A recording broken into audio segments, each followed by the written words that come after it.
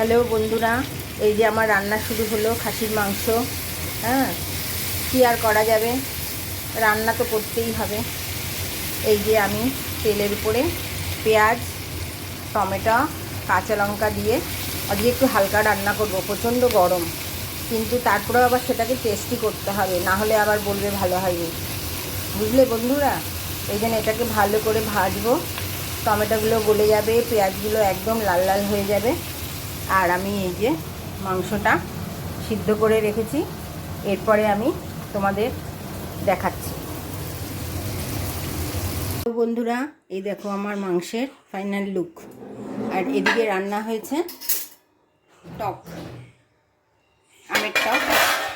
এদিকে হয়েছে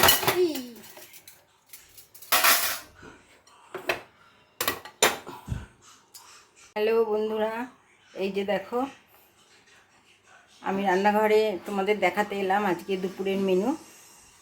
দেখে নাও।